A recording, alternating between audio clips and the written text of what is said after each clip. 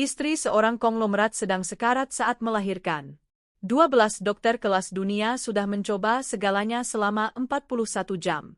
Tidak ada yang berhasil. Bayinya tersangkut dan waktu hampir habis. Lalu seorang perempuan petugas kebersihan berusia 52 tahun yang memegang pel melakukan sesuatu yang membuat setiap dokter di ruangan itu membeku. Dia mengetuk pintu ruang bersalin dan mengucapkan 5 kata yang seharusnya membuatnya ditangkap. Saya bisa menyelamatkan bayi Anda. Dia tidak punya gelar kedokteran, tidak punya izin praktik, hanya tangan yang telah membantu kelahiran bayi di sebuah desa yang kebanyakan orang Jakarta tidak bisa temukan di peta. Selama 17 tahun penuh ketegangan, Siti Mariam telah mengepel lantai-lantai ini dalam diam. Tapi neneknya telah mengajarinya rahasia yang tidak pernah dipelajari di Fakultas Kedokteran UI. Teknik-teknik yang diturunkan selama 7 generasi yang bisa memutar bayi tanpa operasi.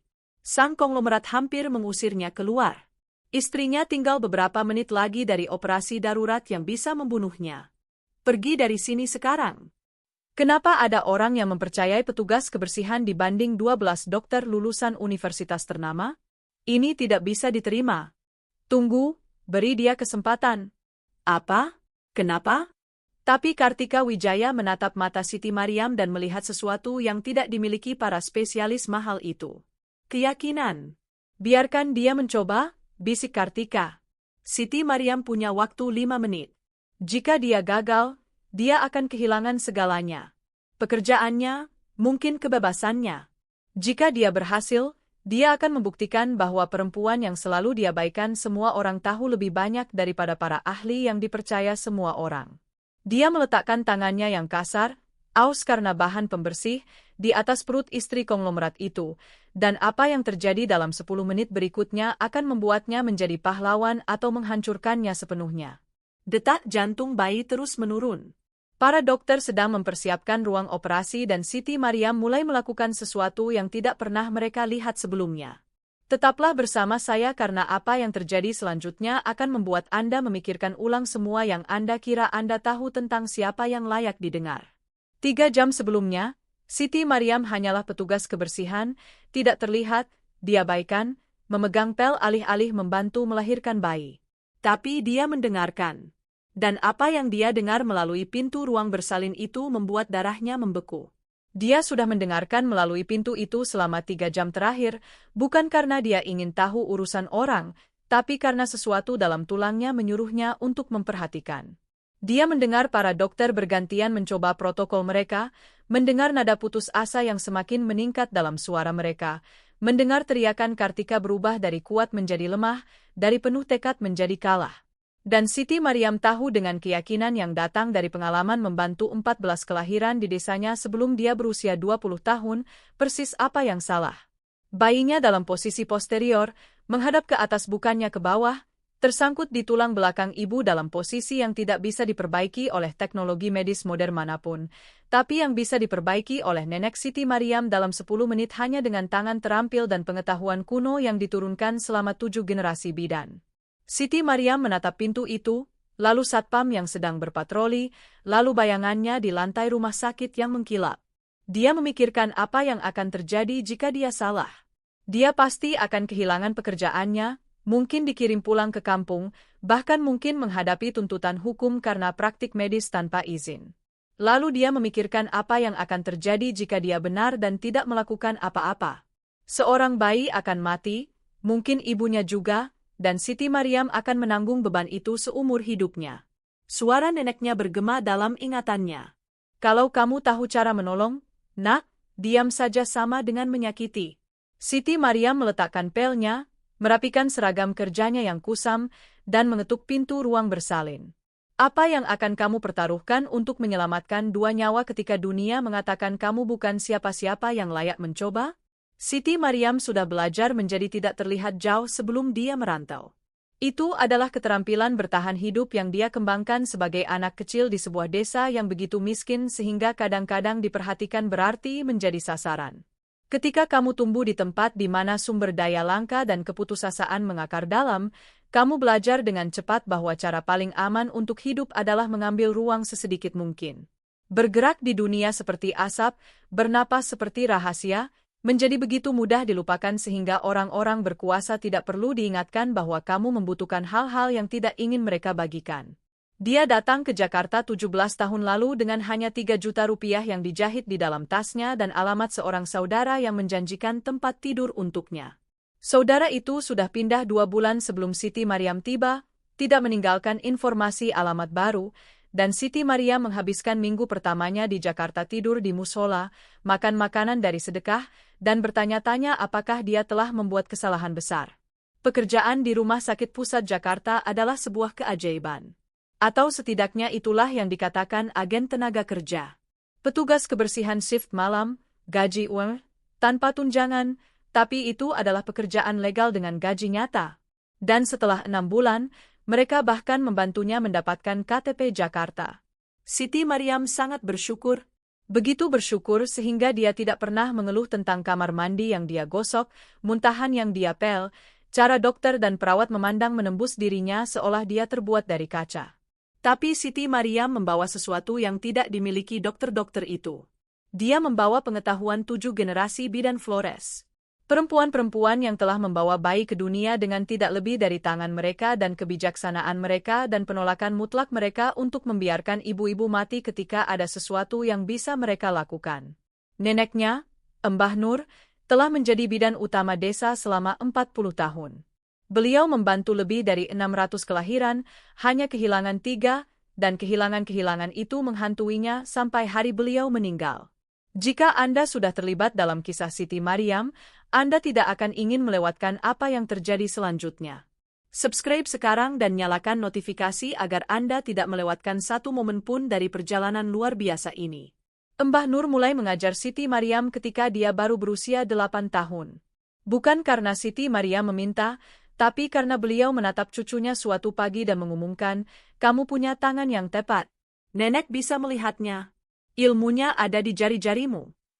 Siti Mariam tidak mengerti apa artinya itu sampai kelahiran pertamanya ketika dia berusia 12 tahun, dan tetangganya mulai melahirkan jam 2 pagi, dan tidak ada waktu untuk pergi ke puskesmas di kota sebelah.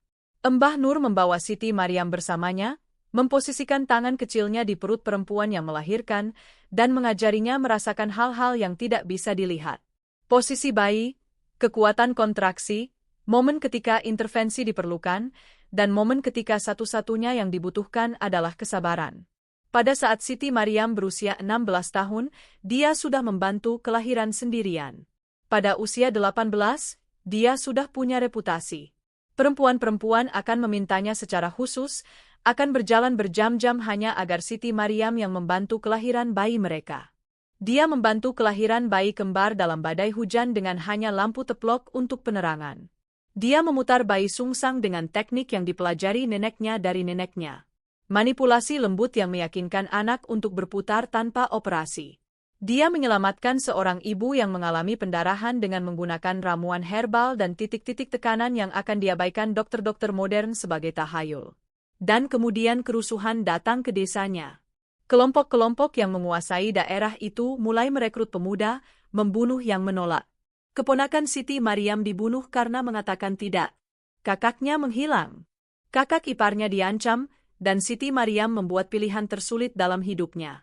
Dia meninggalkan semua yang dia tahu, semua orang yang dia cintai, dan panggilan suci yang telah mendefinisikan keberadaannya, untuk datang ke kota di mana pengetahuannya tidak berarti apa-apa dan pengalamannya dihitung kurang dari 0. Selama 17 tahun, dia menjadi petugas kebersihan. Selama 17 tahun, dia mengepel lantai dan mengosongkan tempat sampah dan menggosok toilet sementara dokter-dokter yang tidak tahu separuh dari apa yang dia tahu tentang kelahiran berjalan melewatinya tanpa melirik. Dia sudah berdamai dengan itu, atau begitulah yang dia katakan pada dirinya sendiri. Ini adalah harga keamanan, kelangsungan hidup, mengirim uang pulang agar keluarganya bisa makan. Tapi malam ini, berdiri di luar pintu ruang bersalin itu, mendengarkan seorang perempuan menjerit dan dokter-dokter berdebat dan peralatan membunyikan peringatan, Siti Mariam merasakan sesuatu pecah terbuka di dalam dadanya. Bagian dirinya yang pernah menjadi bidan, penyembuh, perempuan yang memahami kelahiran seperti seorang musisi memahami simfoni, bagian itu menolak untuk tetap diam lagi. Kisah ini akan mengambil belokan yang akan membuat Anda kehabisan napas. Pastikan Anda sudah subscribe agar bisa mengikuti setiap liku dan belokan. Tekan tombol subscribe sekarang. Bayi keluarga Wijaya telah menjadi pembicaraan rumah sakit selama berbulan-bulan. Pratama Wijaya adalah salah satu konglomerat teknologi yang namanya muncul di berita dengan kata-kata seperti visioner dan disruptor dan jenius. Dia membangun perusahaan e-commerce dari kamar kosnya, menjualnya seharga 270 triliun rupiah, dan menggunakan uang itu untuk meluncurkan selusin perusahaan lain yang secara kolektif bernilai lebih dari beberapa negara kecil. Istrinya Kartika adalah mantan model yang beralih menjadi dermawan, jenis perempuan yang muncul di majalah fashion mengenakan kebaya mewah ke acara-acara amal. Mereka tinggal di apartemen mewah di Sudirman yang pernah ditampilkan di majalah interior ternama, berlibur di pulau pribadi di Kepulauan Seribu, dan bergerak di dunia dengan keyakinan mutlak bahwa uang bisa menyelesaikan masalah apapun. Kehamilannya sudah sulit sejak awal. Kartika berusia 43 tahun, dianggap usia maternal lanjut dalam istilah kebidanan, dan ini adalah anak biologis pertama mereka setelah bertahun-tahun menjalani program kehamilan. Mereka menyewa dokter-dokter terbaik, mengikuti setiap protokol, tidak mengenal batas biaya. Kamar bayi di apartemen mewah mereka telah dirancang oleh desainer interior terkenal dan dilengkapi dengan furnitur organik buatan tangan yang harganya lebih mahal dari gaji tahunan Siti Mariam. Ketika Kartika mulai kontraksi 2 hari lalu, Pratama mengatur agar dia melahirkan di suite bersalin mewah rumah sakit, sebuah ruangan yang lebih mirip hotel bintang 5 daripada fasilitas medis. Dia mengumpulkan tim impian dokter kandungan, masing-masing spesialis dalam beberapa aspek persalinan berisiko tinggi.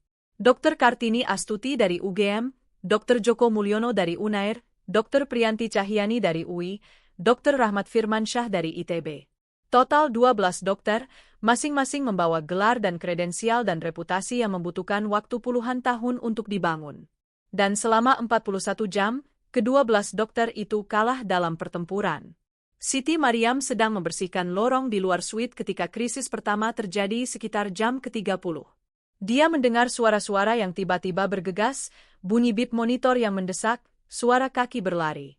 Seorang perawat menerobos keluar pintu, hampir menjatuhkan kereta kebersihan Siti Mariam, berteriak memanggil ahli anestesi. Siti Mariam menekan dirinya ke dinding, tidak terlihat seperti biasa, dan menyaksikan kekacauan itu terjadi. Selama 11 jam berikutnya, dia menyusun apa yang sedang terjadi melalui percakapan yang tidak sengaja didengar dan ekspresi putus asa yang semakin meningkat di wajah staf medis yang datang dan pergi. Bayinya tersangkut. Setiap kali Kartika mengejan, detak jantung bayi turun ke tingkat yang berbahaya. Para dokter sudah mencoba segalanya. Perubahan posisi, manipulasi manual, obat-obatan untuk memperkuat kontraksi, obat-obatan untuk merelaksasi serviks.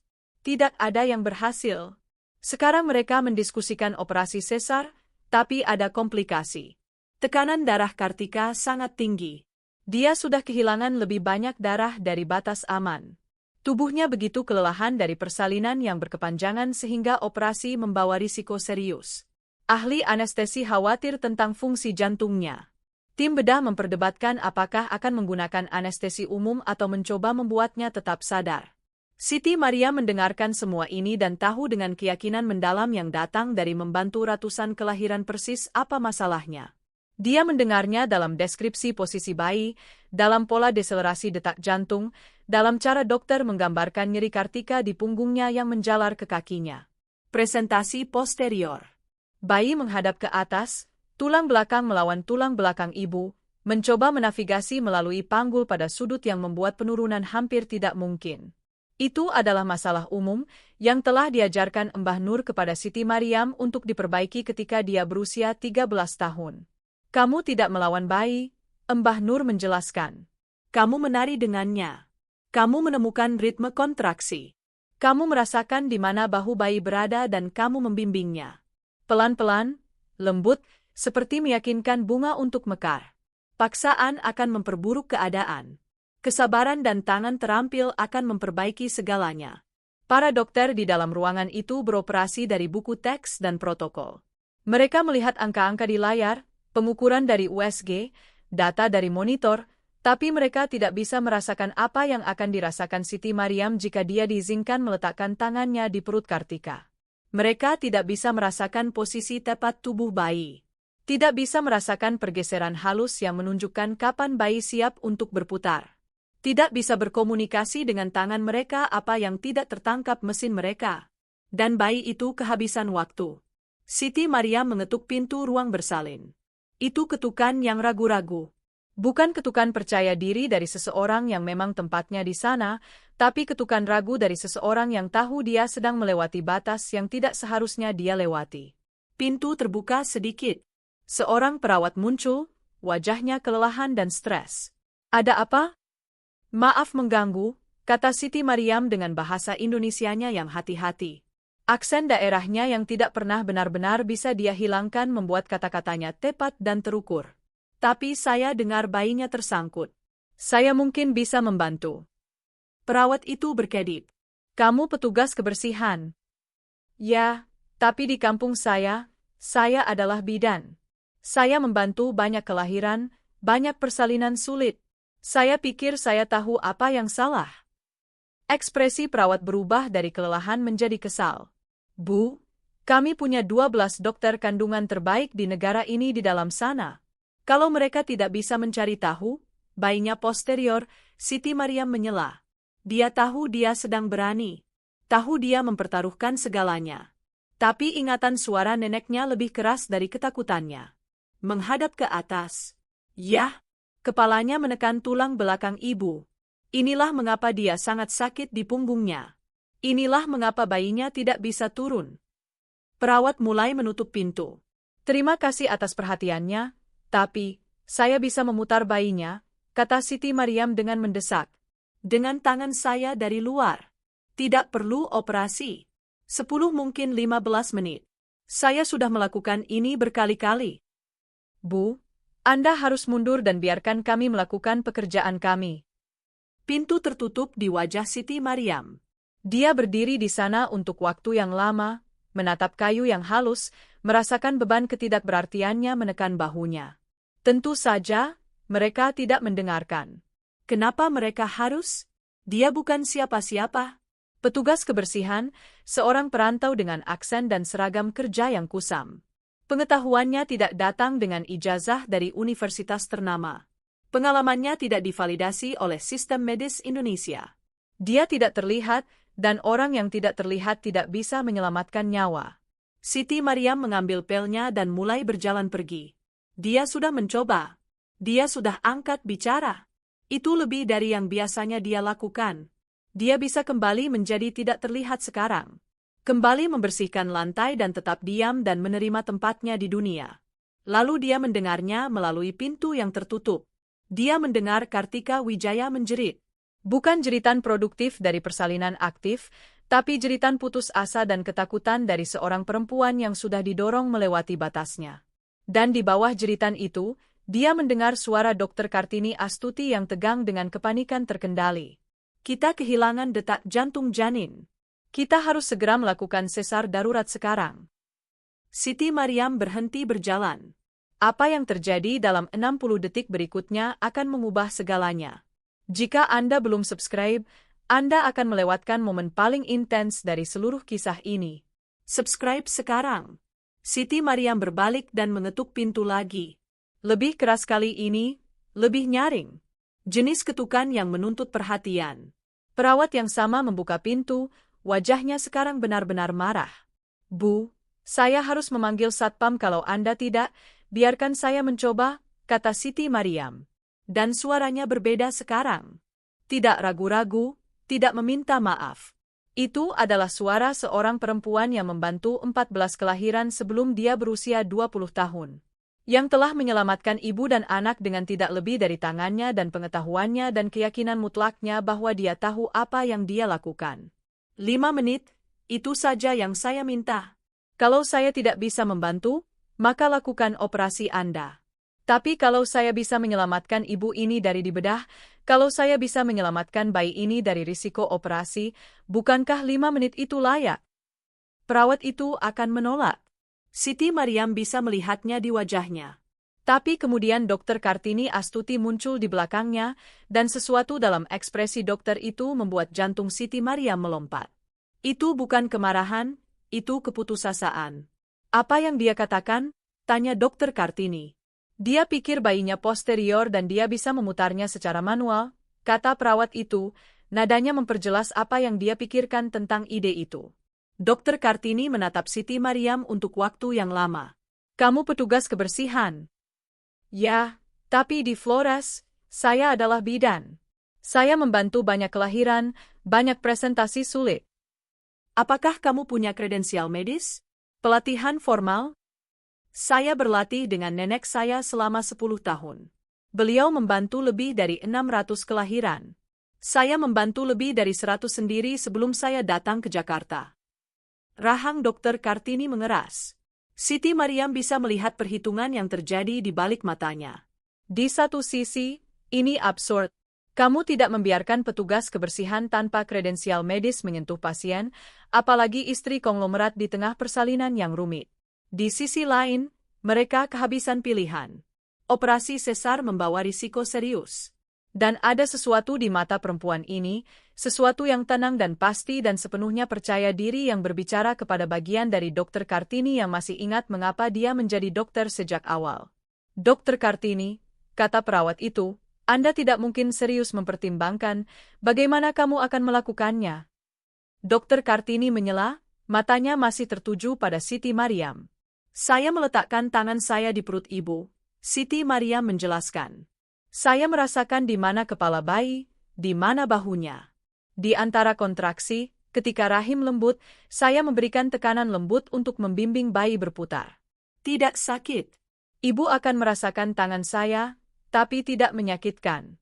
Kalau bayi siap berputar, dia akan berputar. Kalau tidak, saya akan tahu dalam 5 menit dan Anda bisa melakukan operasi Anda. Dan kalau sesuatu salah, tanya Dokter Kartini. Tidak ada yang akan salah, kata Siti Mariam dengan sederhana. Saya sudah melakukan ini berkali-kali. Saya tahu apa yang saya lakukan. Ada keributan di belakang Dokter Kartini. Pratama Wijaya muncul. Jasnya yang mahal kusut, wajahnya sembab. Ada apa? Kenapa kita berdiri di sini bicara? Istri saya butuh operasi sekarang. Dokter Kartini berbalik kepadanya.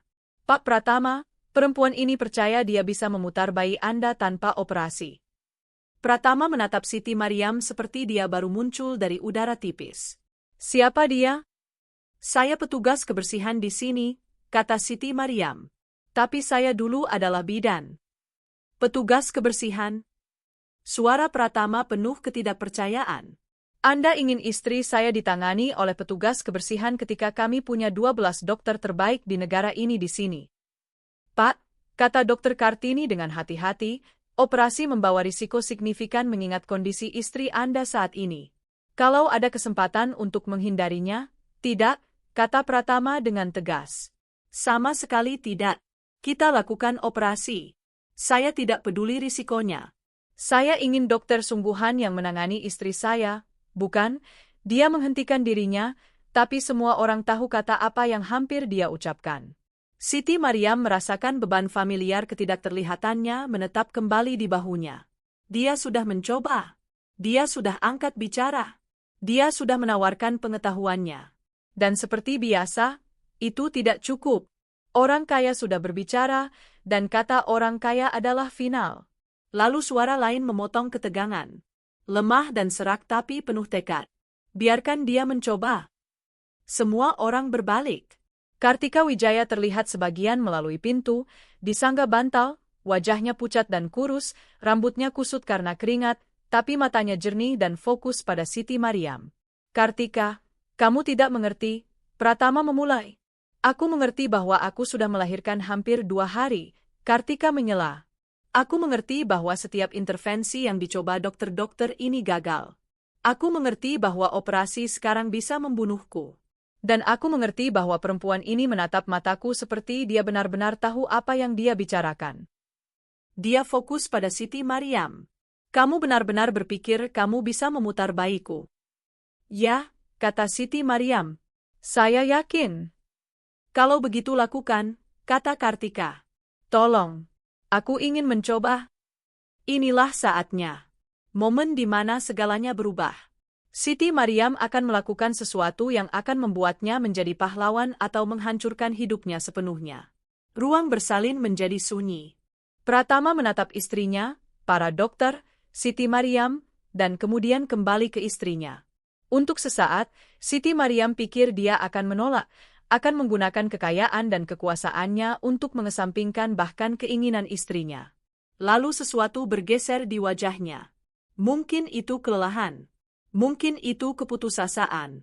Mungkin itu pertama kalinya dalam hidupnya dia menghadapi masalah yang uangnya tidak bisa segera selesaikan. 5 menit, katanya akhirnya. Kamu dapat 5 menit. Kalau tidak berhasil, kita langsung operasi. Dokter Kartini mengangguk. Setuju? Dia menatap Siti Maryam. Kamu bisa mencoba, tapi saya akan memantau semuanya. Kalau saya melihat sesuatu yang mengkhawatirkan, kita berhenti segera. Siti Maryam memasuki ruang bersalin. Ruangan itu sangat besar, lebih mirip suite hotel mewah daripada ruang medis. Ada batu persalinan di satu sudut, kursi pijat, pencahayaan suasana yang bisa disesuaikan untuk berbagai tahap persalinan. Peralatan medis adalah mesin canggih yang bisa memantau setiap metrik kesehatan ibu dan janin. Dan di tengah semua teknologi mahal ini adalah Kartika Wijaya, seorang perempuan yang kesakitan, seorang ibu yang berusaha mati-matian untuk membawa bayinya ke dunia. Siti Maryam mendekati tempat tidur perlahan, tangannya sudah merasakan apa yang perlu mereka lakukan. Dia bisa melihat bentuk perut Kartika, bisa membaca posisi bayi dari cara perut itu terbentuk, sedikit miring, dengan titik keras di sisi kiri yang menunjukkan di mana punggung bayi berada. Saya akan meletakkan tangan saya di Anda sekarang, kata Siti Maryam dengan lembut. Saya tidak akan menyakiti Anda. Saya hanya merasakan di mana bayi Anda berada. Kartika mengangguk, terlalu kelelahan untuk berbicara. Siti Maryam meletakkan tangannya di perut Kartika. Tangannya kasar dari 17 tahun membersihkan, kapalan dan aus karena kerja. Tidak seperti tangan halus bersarung tangan dokter-dokter yang telah memeriksa Kartika. Tapi saat telapak tangannya bersentuhan dengan kulit Kartika, sesuatu terjadi. Nenek Siti Maryam menyebutnya ilmu. Koneksi instan antara bidan dan ibu, antara tangan terampil dan tubuh yang melahirkan, ketika informasi mengalir dua arah dan kamu bisa merasakan hal-hal yang tidak bisa diukur monitor manapun. Dia merasakan bayi itu segera, kepala di bawah, itu bagus, tapi berputar salah, menghadap ke depan bukannya menghadap tulang belakang ibu. Dia merasakan bahu, lengkungan tulang belakang, posisi anggota badan. Dia merasakan cara bayi itu terjepit di panggul, tidak bisa bergerak turun karena sudutnya salah. Dan dia merasakan sesuatu yang lain. Bayi itu lelah tapi tidak dalam kesulitan. Bayi itu menunggu, sudah menunggu seseorang untuk membantu, seseorang untuk mengerti. Bayi tahu banyak hal, Mbah Nur biasa berkata. Mereka tahu ketika orang-orang di sekitar mereka melawan tubuh mereka bukannya bekerja sama dengan mereka. Kadang kamu hanya perlu menunjukkan jalannya kepada bayi. Oke, kata Siti Maryam dengan lembut, berbicara kepada bayi sebanyak kepada ibu. Saya mengerti. Kita akan memperbaiki ini sekarang. Kontraksi dimulai. Siti Maryam menjaga tangannya tetap diam, merasakan gelombang ketegangan bergerak melalui rahim Kartika, merasakan bayi merespons tekanan. Dia menunggu, sabar, sampai kontraksi berakhir dan perut Kartika menjadi lembut lagi. Lalu dia mulai. Tangan Siti Maryam bergerak dengan kepercayaan terlatih. Dia menemukan bahu bayi melalui dinding perut. Memberikan tekanan lembut dan mantap ke atas dan ke kanan. Tidak memaksa, tidak mendorong keras, hanya menyarankan, membimbing, melakukan percakapan dengan bayi melalui sentuhan dan tekanan dan ilmu misterius yang menghubungkan bidan dengan anak. Ayo, sayang, dia bergumam dalam bahasa daerahnya. Sedikit putaran saja, itu saja, tunjukkan kepada saya kamu bisa bergerak. Ke-12 dokter berkerumun di sekitar, menonton dengan ekspresi yang berkisar dari skeptis hingga penasaran hingga terang-terangan bermusuhan. Dr. Joko Mulyono, spesialis Unair, praktis bergetar dengan ketidaksetujuan. Tapi Dr. Kartini Astuti memperhatikan tangan Siti Maryam dengan fokus intens, dan Siti Maryam bisa mengatakan perempuan itu benar-benar melihat apa yang dia lakukan, benar-benar memahami tekniknya. Kontraksi lain datang. Siti Mariam menjaga tangannya tetap stabil, mempertahankan tekanan lembut, bekerja dengan kontraksi bukannya melawannya. Dia merasakan bayi bergeser sedikit, merasakan kepala berputar beberapa derajat. Kemajuan. Kecil tapi nyata. Berhasil, Kartika terengah. Aku bisa merasakannya. Rasa sakit di punggungku berkurang. Itu karena bayi bergerak menjauh dari tulang belakang Anda, Siti Mariam menjelaskan, menjaga suaranya tetap tenang dan menenangkan. Kita membuat ruang. Bernapaslah melalui kontraksi ini. Bagus. Bagus sekali. Kontraksi berakhir. Siti Mariam menyesuaikan posisi tangannya, menemukan titik pengungkit baru. Kali ini dia memberikan tekanan ke arah yang sedikit berbeda, mendorong bayi untuk melanjutkan rotasi. Dia bisa merasakan bayi merespon sekarang.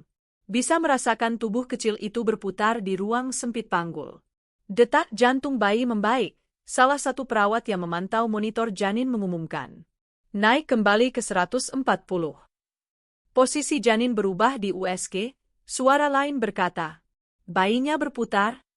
Pratama Wijaya bergerak lebih dekat, wajahnya campuran ketidakpercayaan dan harapan putus asa. Ini benar-benar berhasil. Ya, kata Siti Mariam dengan sederhana. Bayi Anda berputar. Tinggal sedikit lagi sekarang. Dia bekerja dalam keheningan, tangannya membaca sinyal yang tidak bisa dideteksi peralatan mahal manapun di ruangan itu. Dia merasakan momen ketika kepala bayi melewati titik sempit di panggul. Merasakan bahu menyesuaikan kembali. Merasakan seluruh tubuh bergeser ke posisi yang benar. Menghadap ke bawah sekarang, dagu terselip, siap untuk turun. Sudah, kata Siti Mariam, menarik tangannya kembali. Selesai. Bayinya sudah di posisi yang benar sekarang. Kontraksi berikutnya Anda mengejan dan bayi ini akan keluar. Dr. Kartini Astuti dengan cepat melakukan pemeriksaan dalam. Matanya melebar. Pembukaan lengkap. Kepala bayi di Station Plus 2. Presentasi sekarang oksiput anterior. Dia menatap Siti Mariam dengan sesuatu seperti kekaguman.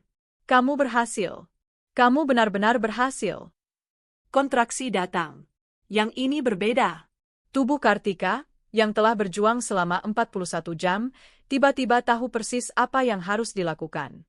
Kelelahan itu hilang, digantikan oleh gelombang kekuatan primal. Mengejan, perintah Dr. Kartini. Mengejan sekarang. Kartika mengejan. Dan kali ini, bayi turun. Bergerak turun melalui jalan lahir seperti seharusnya bayi bergerak ketika semuanya sejajar dengan benar. Satu dorongan lagi. Satu kaki lagi kemajuan. Ruangan meledak dalam kegembiraan terkendali. Dokter dan perawat memposisikan diri, bersiap untuk menangkap bayi yang mereka semua pikir harus dikeluarkan dengan operasi. Saya bisa melihat kepalanya.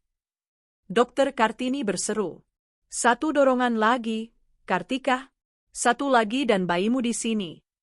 Kartika menjerit dan mengejan dengan semua yang tersisa dalam dirinya. Dan kemudian tiba-tiba, secara ajaib, setelah 42 jam persalinan, setelah 12 dokter kehabisan pilihan, setelah seorang konglomerat hampir kehilangan semua yang penting baginya, seorang bayi meluncur ke tangan Dr. Kartini yang menunggu. Tangisan itu segera, keras, marah. Sempurna. Laki-laki, kata Dr. Kartini, suaranya penuh emosi. Anda punya bayi laki-laki yang sehat. Bayi itu sempurna. 10 jari tangan, 10 jari kaki, warna kulit bagus. Tangisan kuat.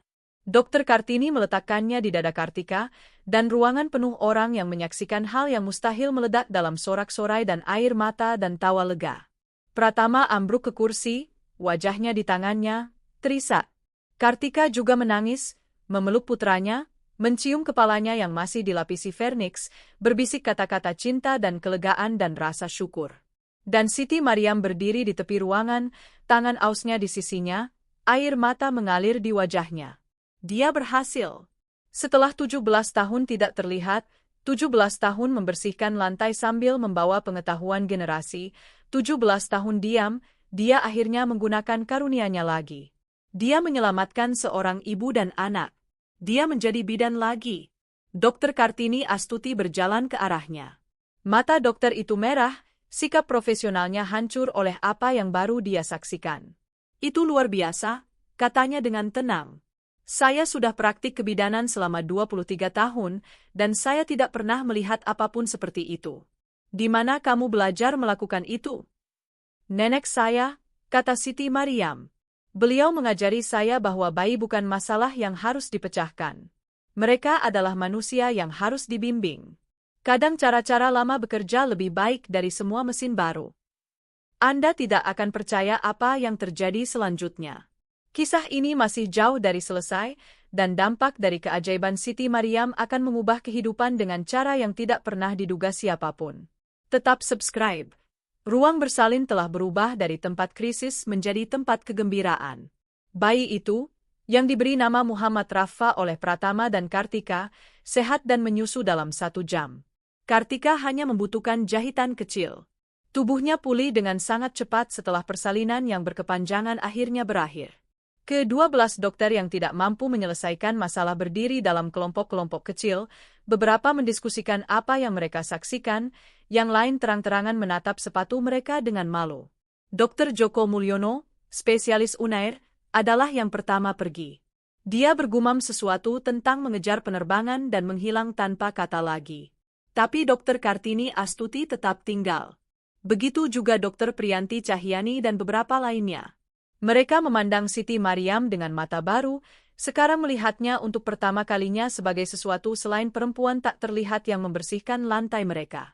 Siti Mariam sudah mencoba pergi diam-diam. Dia sudah melakukan apa yang perlu dilakukan dan sekarang dia ingin kembali ke ketidakterlihatan yang familiar sebelum ada yang memutuskan dia sudah melampaui batas terlalu jauh. Tapi saat dia mengambil kereta kebersihannya yang ditinggalkan dari lorong, Dr. Kartini Astuti mengejarnya. "Tunggu," panggil dokter itu. "Tolong jangan pergi dulu." Siti Mariam berbalik, jantungnya berdebar keras. Ini dia. Ini adalah saat dia akan diberitahu bahwa dia dipecat, mungkin menghadapi konsekuensi hukum karena praktik medis tanpa izin. Tapi wajah Dr. Kartini tidak marah. "Saya perlu bertanya sesuatu. Berapa kali kamu sudah melakukan itu? Teknik rotasi manual itu?"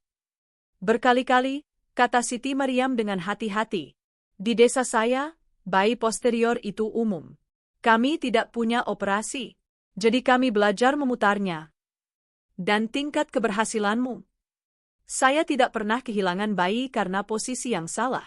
Kadang mereka tidak bisa berputar dan kemudian kami akan membuat ibu bekerja lebih keras, mengubah posisi berkali-kali, tapi selalu bayinya keluar. Selalu." Dr. Kartini menggelengkan kepalanya perlahan. "Apakah kamu sadar apa yang kamu miliki? Pengetahuan yang kamu bawa. Teknik yang baru saja kamu gunakan disebutkan di beberapa teks kebidanan lama, tapi dianggap ketinggalan zaman. Kebanyakan dokter kandungan modern bahkan tidak mempelajarinya lagi. Kami langsung ke sesar untuk presentasi posterior yang persisten. Tapi apa yang kamu lakukan di dalam sana?" Suaranya tertahan. "Kamu membuatnya terlihat mudah. Kamu tahu persis di mana meletakkan tanganmu, persis berapa banyak tekanan yang digunakan, persis kapan harus mendorong dan kapan harus menunggu. Itu bukan keberuntungan. Itu keterampilan. Itu penguasaan." Siti Mariam tidak tahu harus berkata apa. Selama 17 tahun, dia diberitahu dalam 1000 cara tak terucap bahwa pengetahuannya tidak berharga, bahwa pengalamannya tidak dihitung, bahwa dia perlu tetap di tempatnya dan membiarkan profesional sesungguhnya menangani pekerjaan penting. Dan sekarang dokter ini, dokter Indonesia yang berpendidikan tinggi dan bergengsi ini menatapnya dengan sesuatu seperti penghormatan. "Saya belajar dari guru terbaik," kata Siti Mariam akhirnya. "Nenek saya adalah bidan yang hebat. Beliau mengajari saya untuk mendengarkan bayi, untuk merasakan apa yang terjadi, bukan hanya melihat mesin." "Apakah kamu mau?" Dr. Kartini ragu, lalu melanjutkan. "Apakah kamu bersedia mengajar orang lain? Apa yang kamu lakukan malam ini bukan hanya tentang satu bayi ini. Ada ribuan perempuan yang berakhir dengan sesar yang tidak perlu karena presentasi posterior. Kalau kami bisa mempelajari teknikmu, kalau kami bisa mengajarkannya kepada dokter lain, kami bisa mengurangi komplikasi bedah, mengurangi waktu pemulihan, mengurangi biaya, mengurangi trauma. Kamu bisa mengubah perawatan kebidanan." Sebelum Siti Mariam bisa merespons, Pratama Wijaya muncul di lorong. Dia sudah membersihkan diri, berganti pakaian bersih, tapi matanya masih merah karena menangis. Dia berjalan langsung ke Siti Maryam dan melakukan sesuatu yang mengejutkan semua orang yang menonton. Dia berlutut di depannya. Konglomerat senilai 270 triliun rupiah ini mengenakan jas yang harganya lebih mahal dari mobil Siti Maryam berlutut di lorong rumah sakit dan menatap petugas kebersihan yang telah menyelamatkan keluarganya. Saya tidak tahu bagaimana berterima kasih kepada Anda, kata Pratama, suaranya pecah. Saya hampir kehilangan mereka berdua malam ini. Istri saya, putra saya, semua yang penting. Dan Anda menyelamatkan mereka ketika tidak ada orang lain yang bisa. Anda menyelamatkan mereka. Dan saya sudah siap mengusir Anda keluar dari ruangan. Saya sudah siap menyebut Anda bukan siapa-siapa. Tolong berdiri, Pak, kata Siti Maryam dengan sangat tidak nyaman. Saya hanya melakukan apa yang saya tahu cara melakukannya. Tidak, kata Pratama dengan tegas. Tapi dia memang berdiri. Anda tidak hanya melakukan apa-apa. Anda melakukan sesuatu yang luar biasa. Anda punya karunia. Dan dia berhenti, memilih kata-katanya dengan hati-hati. Saya menghabiskan seluruh hidup saya percaya bahwa pengetahuan terbaik, keahlian paling berharga datang dari tempat-tempat yang saya harapkan. Universitas terbaik, institusi paling bergengsi, orang-orang dengan kredensial yang tepat. Dan saya salah. Saya sangat salah. Dia mengeluarkan ponselnya. Siapa nama lengkap Anda? Siti Maryam. Pratama mengetik sesuatu, lalu dia menunjukkan layarnya. Itu adalah transfer ban ke rekeningnya sebesar 1,5 miliar rupiah. Lutut Siti Maryam hampir lemas. Pat, saya tidak bisa. Ini terlalu banyak. Itu bukan pembayaran, Pratama menyela. Itu hanya permulaan untuk mengucapkan terima kasih. Untuk memastikan Anda baik-baik saja sementara kami mencari tahu apa yang terjadi selanjutnya. Dia menatap Dr. Kartini. Saya ingin mendanai sebuah program, mungkin pusat persalinan, di suatu tempat yang menggabungkan pengetahuan tradisional dengan kedokteran modern. Di suatu tempat yang menghargai kebijaksanaan tidak peduli dari mana asalnya. Dan saya ingin Anda, dia menatap kembali Siti Maryam, menjadi bagian darinya. Untuk mengajar, untuk praktik, untuk berbagi apa yang Anda tahu. Saya bukan dokter berlisensi, kata Siti Maryam. Saya tidak bisa praktik medis di Indonesia. Kalau begitu kami akan mencari cara untuk mengubah itu, kata Pratama. Atau kami akan menciptakan peran yang tidak memerlukan lisensi. Konsultan bidan, spesialis kelahiran budaya. Saya tidak peduli apa sebutannya. Yang saya pedulikan adalah memastikan bahwa apa yang Anda tahu tidak menghilang ketika dia berhenti, menyesuaikan. Yang ingin saya katakan adalah bahwa malam ini Anda menunjukkan kepada saya sesuatu yang sudah saya lupakan. Bahwa pengetahuan datang dari banyak tempat. Bahwa keahlian tidak selalu dicap dengan persetujuan resmi. Bahwa kadang orang yang bisa menyelesaikan masalah Anda adalah orang yang Anda dilatih untuk tidak melihat. Dampak dari satu keajaiban akan menciptakan keajaiban lain. Hidup Siti Maryam akan berubah dengan cara yang tidak pernah dia bayangkan. Tapi perjalanannya tidak mudah. Berita tentang apa yang terjadi di ruang bersalin itu menyebar ke seluruh rumah sakit pusat Jakarta seperti api. Pagi berikutnya, setiap anggota staf tahu ceritanya.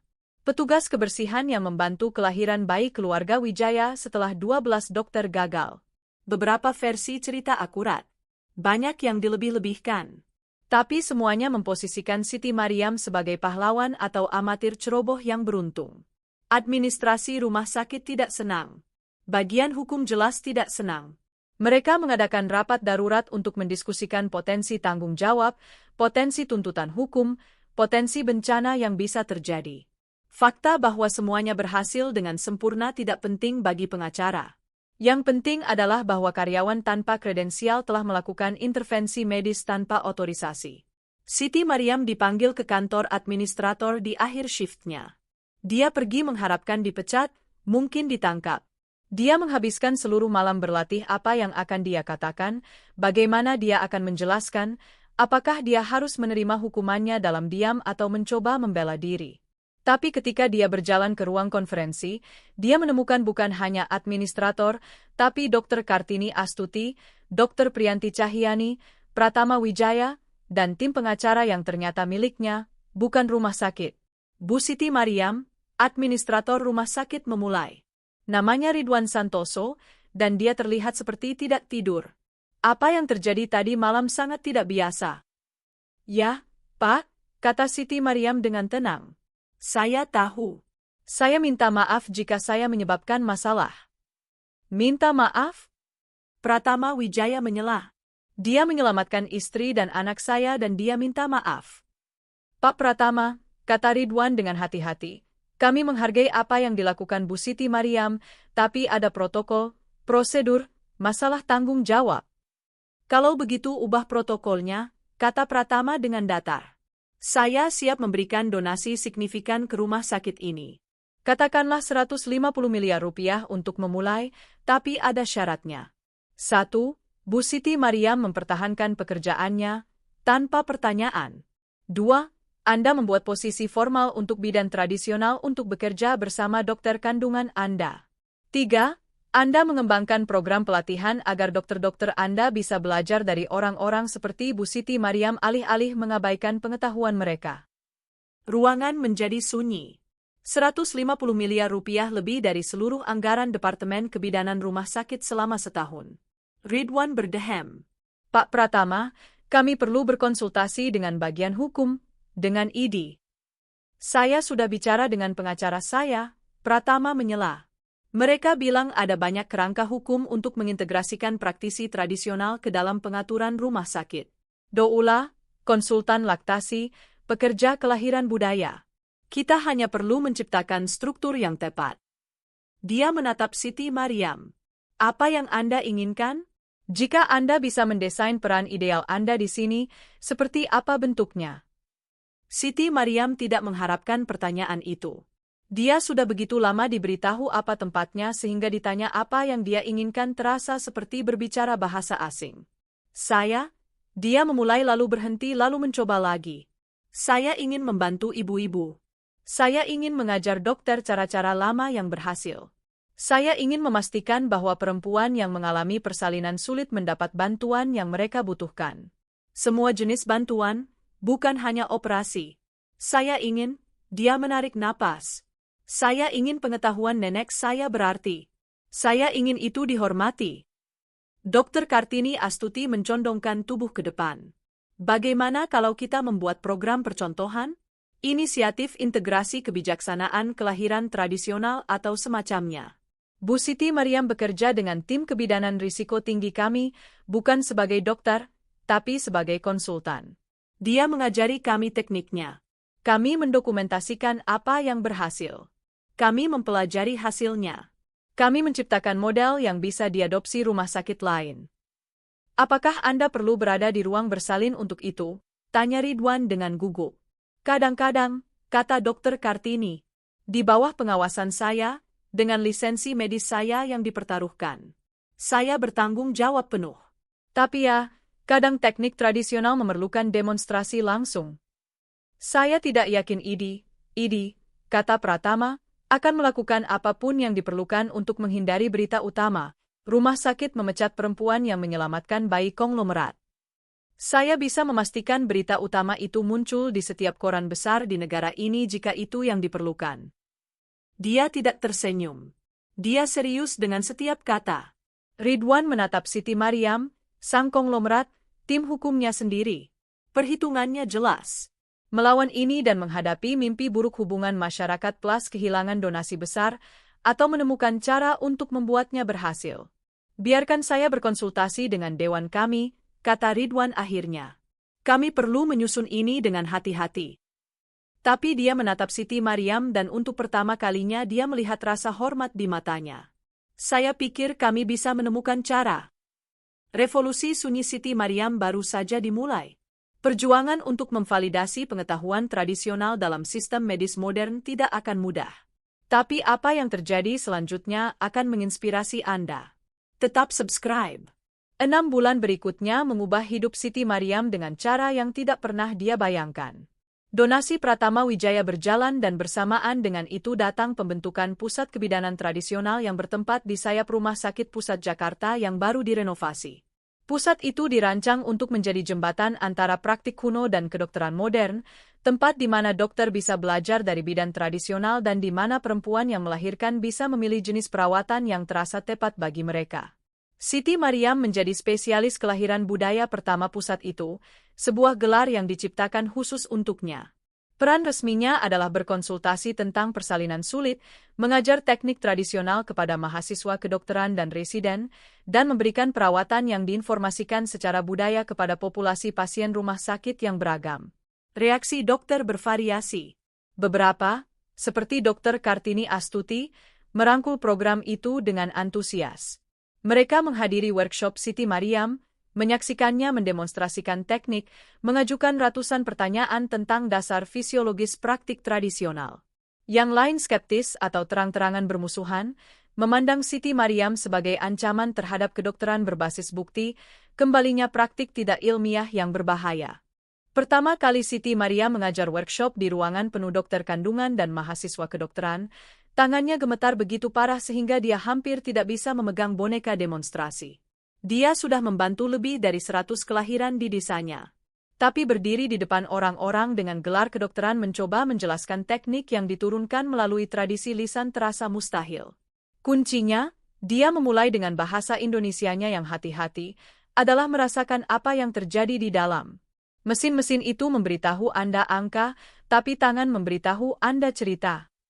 Dia mendemonstrasikan pada boneka, menunjukkan cara meraba posisi, cara memberikan tekanan selama dan di antara kontraksi, cara merasakan kapan bayi siap berputar dan kapan lebih banyak waktu diperlukan. Seorang residen muda mengangkat tangannya. Tapi bagaimana Anda tahu kapan harus mendorong dan kapan harus menunggu? Apa penanda fisiologis yang Anda rasakan? Siti Mariam berjuang menemukan kata-kata. Itu bukan satu hal, itu banyak hal bersama-sama. Kekerasan otot, arah gerakan, respons ketika Anda menekan. Nenek saya menyebutnya mendengarkan dengan jari-jarimu. Anda harus berlatih berkali-kali untuk mengerti. Jadi, itu intuisi, dokter lain berkata, nadanya meremehkan. Interpretasi subjektif. Tidak, Dr. Kartini Astuti menyela. Itu penilaian taktil menggunakan umpan balik proprioseptif.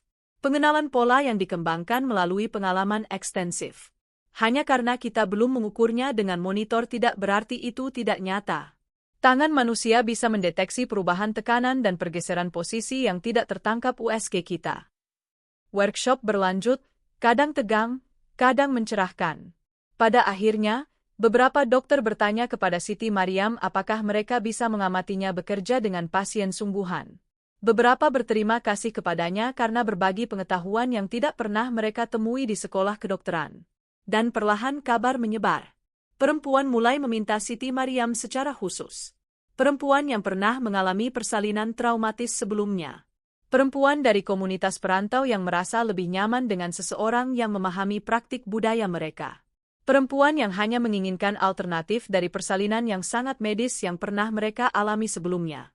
Siti Mariam bekerja di bawah pengawasan Dr. Kartini, selalu berhati-hati untuk tetap dalam batas hukum, selalu menghormati otoritas akhir dokter. Tapi tingkat keberhasilannya tidak bisa disangkal. Selama 6 bulan itu, dia berkonsultasi pada 34 persalinan sulit.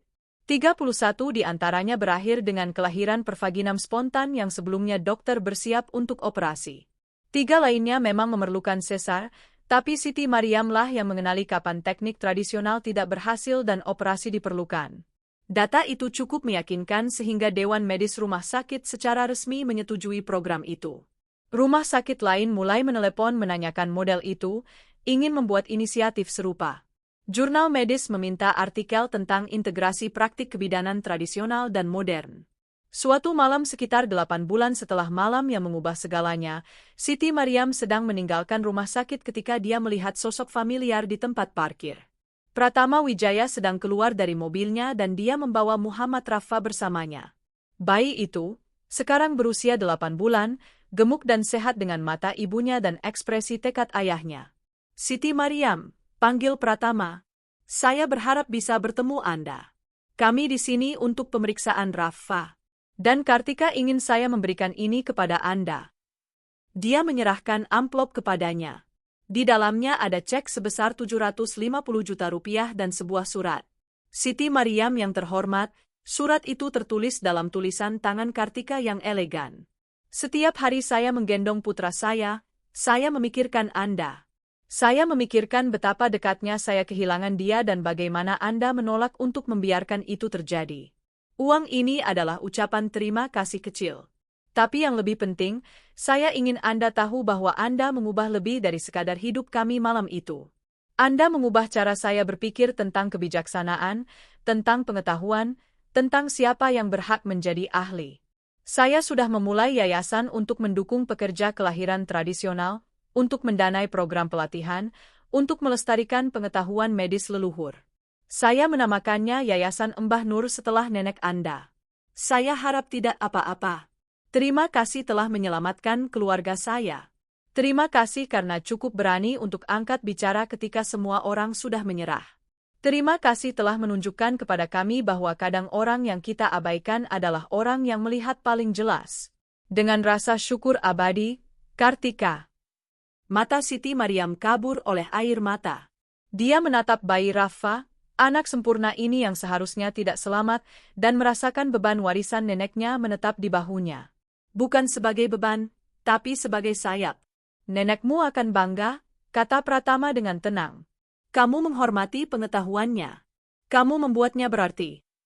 Beliau selalu bilang kepada saya, kata Siti Mariam, bahwa kelahiran adalah pekerjaan suci. Bahwa membawa bayi ke dunia adalah hal paling penting yang dilakukan manusia. Beliau bilang bidan adalah penjaga pengetahuan suci itu, dan kita tidak boleh membiarkannya mati. Tidak akan mati, Pratama meyakinkannya. Tidak sekarang. Tidak dengan orang-orang seperti Anda yang mengajarkannya ke generasi berikutnya. Rafa mengulurkan tangan gempalnya ke arah Siti Mariam. Dia mengambilnya, merasakan pegangannya yang kuat, dan tersenyum melalui air matanya. Assalamualaikum, Rafa. Dia berbisik. Apakah kamu tahu kamu adalah keajaiban? Apakah kamu tahu hidupmu memulai sebuah revolusi? Kisah Siti Mariam tidak berakhir di sini. Ini benar-benar baru dimulai. 2 tahun setelah malam di ruang bersalin itu, Siti Mariam berdiri di atas panggung di Fakultas Kedokteran Universitas Indonesia. Dia mengenakan pakaian profesional sekarang, meskipun dia masih merasa lebih nyaman dengan seragam kerjanya yang lama. Auditorium itu penuh sesak dengan mahasiswa kedokteran, dokter, bidan, dan bidan tradisional dari seluruh negeri. Mereka datang untuk simposium tentang mengintegrasikan praktik kebidanan tradisional dan modern, dan Siti Mariam adalah pembicara utama. Dia tidak pernah membayangkan dirinya di sini, seorang perantau miskin dari Flores, berbicara kepada beberapa profesional medis paling bergengsi di negara ini. Tapi Dr. Kartini Astuti bersikeras, dan Yayasan Pratama Wijaya mensponsori acara itu, dan Yayasan Mbah Nur milik Kartika bekerja untuk membawa praktisi tradisional dari seluruh dunia untuk berbagi pengetahuan mereka. Siti Mariam naik ke podium, memandang lautan wajah, dan menarik napas dalam. Nama saya Siti Mariam, dia memulai. 2 tahun lalu, saya adalah petugas kebersihan. Saya mengepel lantai dan membersihkan kamar mandi dan tidak terlihat oleh kebanyakan orang di rumah sakit ini. Tapi saya membawa sesuatu yang tidak dilihat siapapun. Saya membawa pengetahuan 7 generasi bidan yang diajarkan kepada saya oleh nenek saya, Mbah Nur, yang membantu lebih dari 600 kelahiran dengan tidak lebih dari tangannya dan kebijaksanaannya dan cintanya. Dia berhenti, mengumpulkan keberaniannya. Selama 17 tahun, saya tetap diam. Saya menyaksikan perempuan menderita dalam persalinan, menyaksikan dokter berjuang dengan komplikasi yang saya tahu cara memperbaikinya. Dan saya tidak mengatakan apa-apa karena saya percaya bahwa pengetahuan saya tidak penting, bahwa saya bukan siapa-siapa. Bahwa orang seperti saya harus tetap tidak terlihat dan membiarkan para ahli menangani pekerjaan penting. Lalu suatu malam, saya mendengar seorang perempuan menjerit. Saya mendengar bayi sekarat. Dan saya harus memilih. Tetap tidak terlihat dan aman, atau angkat bicara dan mempertaruhkan segalanya. Saya memilih untuk angkat bicara. Dan pilihan itu mengubah hidup saya. Tapi yang lebih penting, Itu memulai percakapan. Percakapan tentang pengetahuan siapa yang penting. Tentang dari mana keahlian berasal. Tentang kebijaksanaan yang kita kehilangan ketika kita memutuskan bahwa hanya orang tertentu dengan kredensial tertentu dari tempat tertentu yang berhak menjadi ahli. Suara Siti Maryam semakin kuat. Pengetahuan yang diajarkan nenek saya kepada saya bukan tahayul. Itu adalah ilmu yang dipelajari melalui generasi pengamatan cermat, diturunkan melalui tradisi lisan karena orang-orang kami tidak punya akses ke buku dan sekolah. Itu nyata. Itu berharga. Dan itu menyelamatkan nyawa. Tapi itu bukan satu-satunya pengetahuan yang penting. Kedokteran modern juga menyelamatkan nyawa.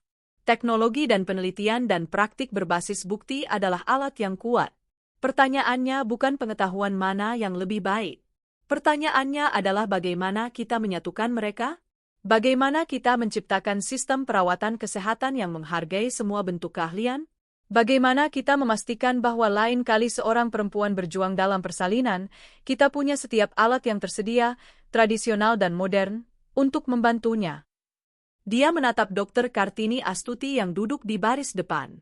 Saya diberkati bekerja dengan dokter yang bersedia belajar, yang cukup rendah hati untuk mengakui mereka tidak tahu segalanya, yang cukup berani untuk mencoba cara berbeda. Tapi tidak setiap praktisi tradisional seberuntung itu. Di seluruh negeri ini, di seluruh dunia, ada perempuan seperti nenek saya yang membawa pengetahuan yang bisa menyelamatkan nyawa. Dan tidak ada yang mendengarkan mereka. Simposium ini adalah permulaan. Program yang kami bangun adalah permulaan. Tapi itu hanya permulaan. Kita butuh lebih banyak rumah sakit yang bersedia membuka pintu mereka. Kita butuh lebih banyak dokter yang bersedia belajar. Kita butuh lebih banyak penghormatan untuk pengetahuan tradisional, lebih banyak pendanaan untuk program yang melestarikannya, lebih banyak pengakuan bahwa kebijaksanaan datang dari banyak sumber.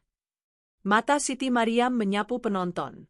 Nenek saya biasa berkata bahwa kelahiran milik perempuan. Bukan milik dokter, bukan milik rumah sakit, bukan milik institusi manapun. Kelahiran milik ibu dan bayi dan misteri suci membawa kehidupan baru ke dunia. Tugas kita sebagai pekerja kelahiran, apakah kita dokter atau bidan tradisional, adalah melayani proses suci itu.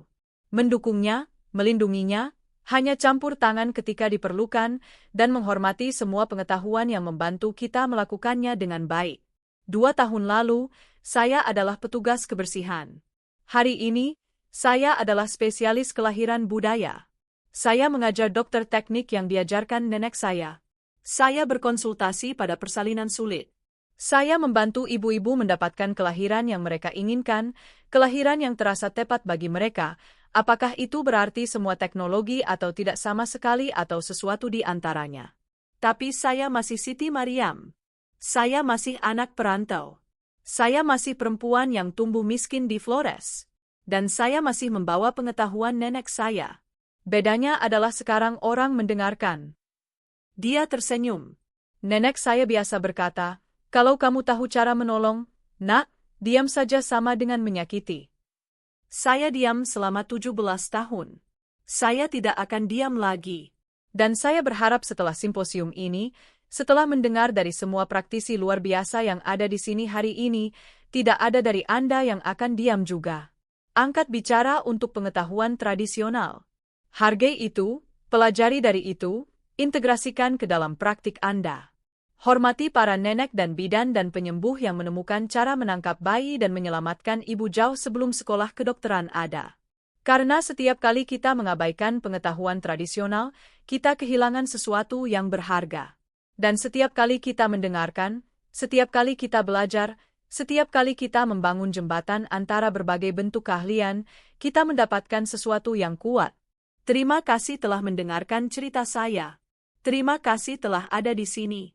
Dan terima kasih telah peduli tentang kelahiran, tentang ibu-ibu, tentang bayi-bayi, dan tentang melestarikan kebijaksanaan yang menjaga mereka tetap aman. Auditorium meledak dalam tepuk tangan. Orang-orang berdiri, beberapa menangis, beberapa bersorak. Siti Maryam berdiri di podium, tidak lagi tak terlihat, tidak lagi diam, membawa warisan neneknya maju ke masa depan di mana pengetahuan tradisional dan kedokteran modern berjalan berdampingan.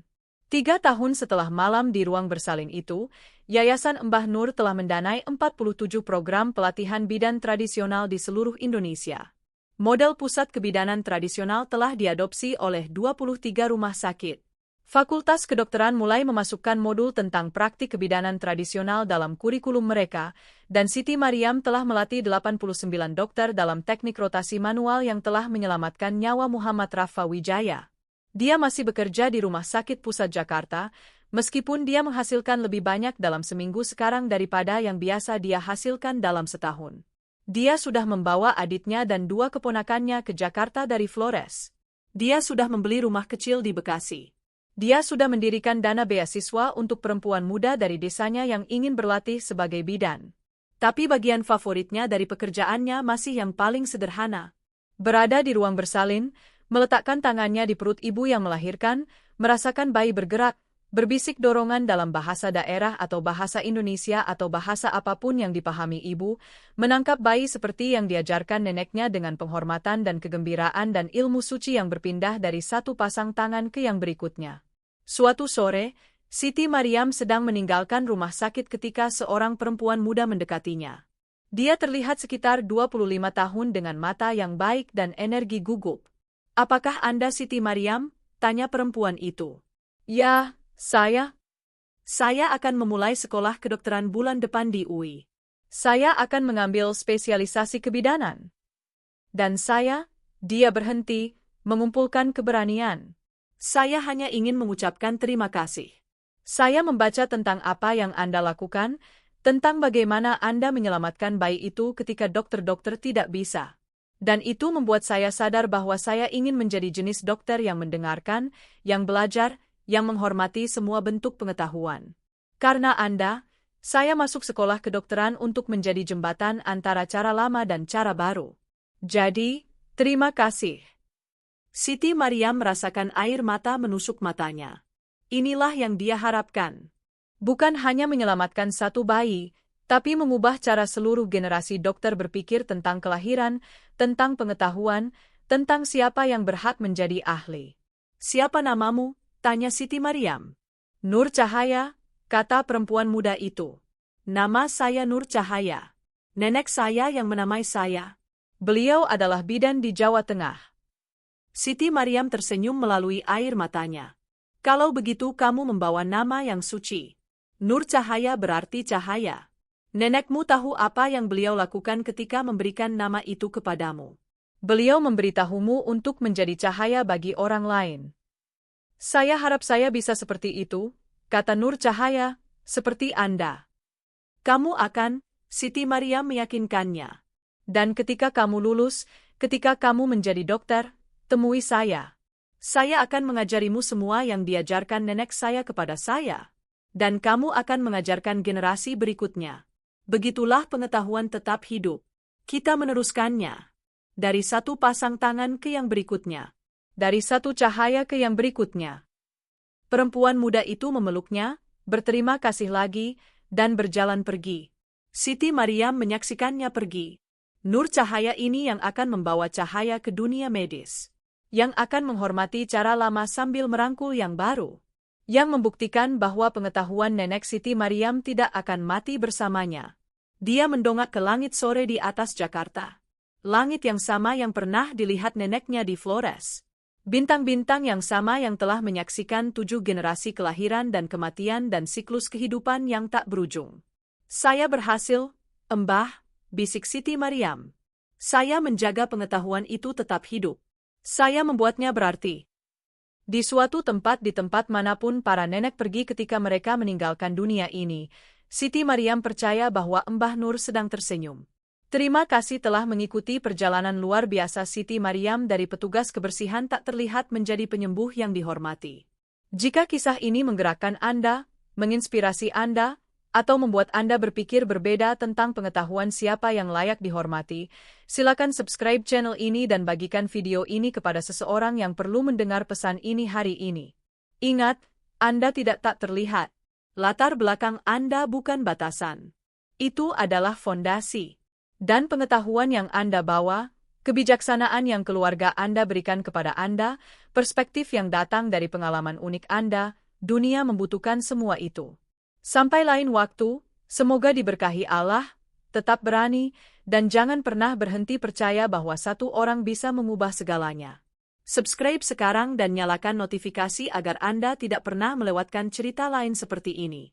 Dan tinggalkan komentar yang memberitahu kami, kebijaksanaan apa yang diajarkan nenek Anda yang perlu didengar dunia.